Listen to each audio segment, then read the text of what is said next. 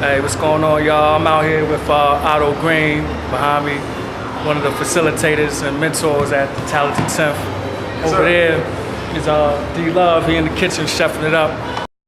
Is in the back about to come in and do the session. They do every Monday at 6.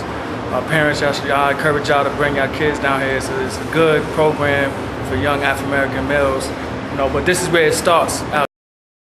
My campaign on advocate for convicted felon. It starts right here. At birth. They go D-Love over there. D-Love, say what up, yo. Say what up. What up? Well, yeah. He the coordinator of the program. But I'm gonna get some words from Otto, man. Otto, tell us about what your thing up in your view about the convicted felon and your piece in the community and how you giving back. I could talk about this all day, but in short, everybody has value. Granted, there are circumstances that we might need more support than others, but at the end of the day, everybody has value. And the difference between brothers who are convicted and a lot of us who haven't been, you didn't get caught. Brothers, and I'm talking about black men, all right? And I've been through my paces, and I've been very fortunate through diversion opportunities and different things to, I won't say avoid, but to get around some of the final aspects of that walk. So, nonetheless, everybody has value. I believe in everybody's rights. I really do. Sometimes that's things that conflict, but at the same time, as a human being, I want my rights respected too. And it's not always conditional on things that have happened in life. As we can look, we're walking around every day free, should be behind bars, if you want to look at it like that. Yeah. And are doing things openly and knowingly and not being convicted, having rights taken away. Okay, I don't need to give examples. Just wake up, turn on the news, walk outside. You know what I mean? Yeah. Look inside your own mind sometimes. Okay, so I respect everybody's rights, and I'm flipping it to what we do here at the Malone Center with the Talented 10 program. Same thing. We're trying to condition and recondition how we think from a perspective that empowers us culturally, spiritually, physically, mentally, emotionally, but it's a way to consider things that we may not be looking at every day, or certainly through our school systems or other systems that we're involved in. Collect here, we can check in with each other, we can discuss ways that we can support each other, we can discuss our concerns, our fears, identify our strengths, and where we need to actually be stronger. It's a good time, it's a good way to build every week with brothers who are young and older. It's a special opportunity, and we really need support. All right? I'm not talking about just money. Everybody here is money, money, money. Yeah. We need time, we need ideas, we need guidance, we need advice, but we need you here. How long have you been with the Talented? Going on 6 years now. I was one of a group of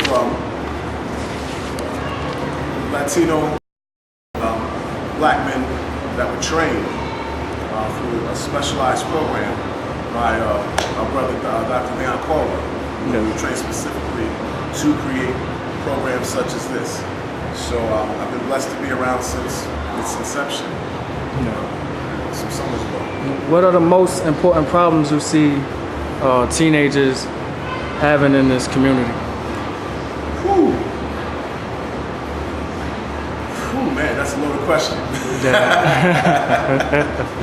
I would say one of the biggest challenges I see is just feeling like you belong to something that's good. You know what I'm saying? Being able to simply be okay with who they are.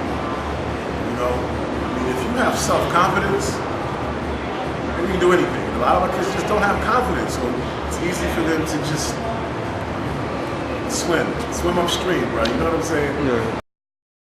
Connect. being able to communicate. A lot of them are being heard. If you don't have a voice, you don't have a choice. Yeah.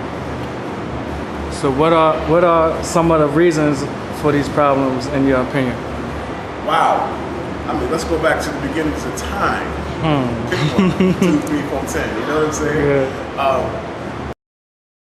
There's a lot of fear, and I respect that because there's times I'm afraid too. And I think a lot of that comes from so much just evil, man. And believe me, I'm around good things. The evil is serious. Yes, it is. The system's breaking down, love and support breaking down. And again, why? We're greedy, bro. We're very just greedy. And I have to realize when I'm being that way, when I'm not giving, when I have plenty and I'm not sharing. You know, I'm doing things with the intention of gain all the time. You know what I mean? I think if we can establish a sense of that village we talk about. Yeah. The village raised child, yeah. When the village is concerned for every individual. If we can get back to that mind state, that state of spirit, man, we can do this thing. One of my mottos, I'll say quotes that I came up with is, stop making a profit and make a difference. You know what I mean? So everybody looks, like you said, get rich quick schemes and not really looking at, the objective of what this is all about. Nutshell, be at war. You know what I mean? Point blank. Not gonna sugarcoat it. I'm talk bluntly. Is we at war, and our children are being casualties, man, to this system, for economical gain. And us, I think we're responsible for fighting for them. Absolutely. They fight for us. As you know very well, these young they come and they get working. Yeah. But they fight for us as well. So it becomes a situation where we fight for each other. Together. And we learn what we're fighting for. Yeah.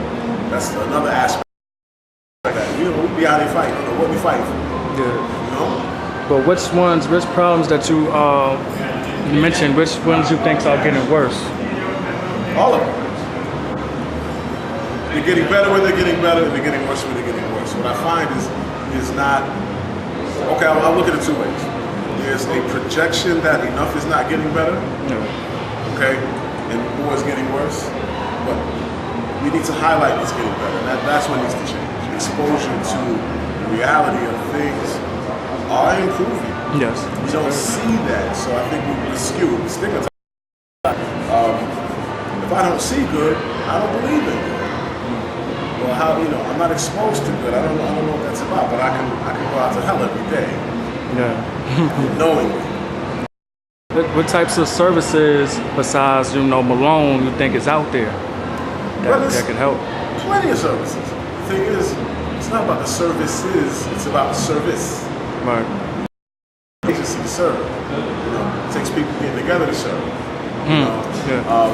But specific to agency, I think there's some awesome agencies and they have incredible philosophies and missions.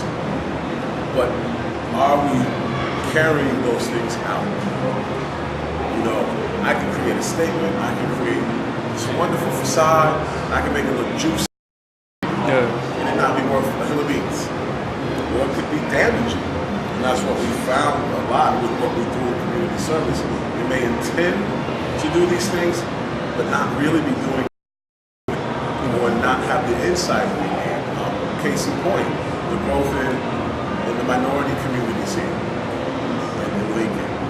They're growing fast, but systemic see why there's not enough resources to meet those growing needs. So you have problems. And what do you think these other resources should try to meet these needs? Like, what do you think that's lacking? We got to talk to each other, man. What we hear on one end is, where are all these people doing these great things? And we're here. But they were saying, where's all that support that's supposed to be in our community? It's not adding up. Yeah, and that problem still occurs. Right. But you need people reaching out. It's not a particular thing. It's a people thing.